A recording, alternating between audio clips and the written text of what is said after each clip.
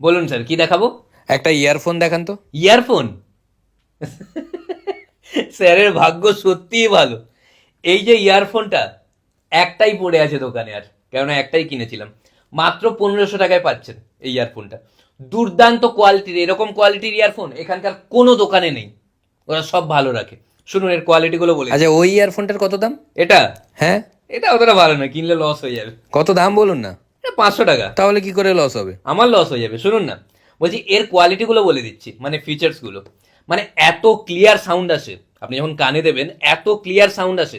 আপনি ধরুন শ্রেয়া ঘোষালের গান শুনছেন, মনে হবে লতা মঙ্গেশকর গান করছে। আপনি সোনু নিগমের গান শুনলে মনে হবে মোহাম্মদ রফি গান করছে। এত ক্লিয়ার সাউন্ড আসে।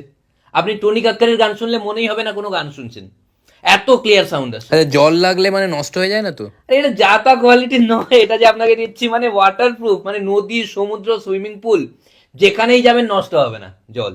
এক ফোঁটা জল নষ্ট হবে না। আরেকটা বলে দিচ্ছি, ধরুন কানে পরে আপনি সুইমিং পুলের নিচে ডুবে গেলেন, বাইরের কোনো আওয়াজই পাবেন না, কোনো আওয়াজ পাবেন না। আর এর আরেকটা ফিচার আপনাকে বলে দিই, আপনি নর্মালি অন্য কোনো ইয়ারফোন পরে বাসে ট্রেনে যদি যাতায়াত করেন, ফোন এলে আপনি কথা শুনতে পান না, বাইরের এত আওয়াজ আসে।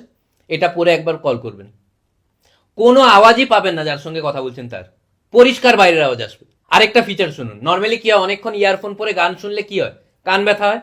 এটা পরে আপনি যত সময় গান শুনতে পারেন, বুঝতেই পারবেন না কানের ব্যথা, এত মাথা যন্ত্রণা করবে। আরেকটা ম্যাজিক্যাল ফিচার শুনুন, ধরুন আপনি গান শুনছেন ইয়ারফোন লাগিয়ে, আপনার মনে হচ্ছে একটা অন্য গান হলে ভালো হয়, আপনি শুধু ভাবছেন, ভাবলেই গান চেঞ্জ হয়ে যাবে। কি করে?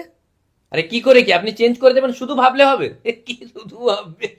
আরে কোথায় চলে যাচ্ছে না, এই স্পিকারটাও পাওয়া যাবে, স্পিকারটা নিতে পারেন। মারাত্মক ফাটাফাটি স্পিকার, জোরে আওয়াজ দিলে ফেটে যায়।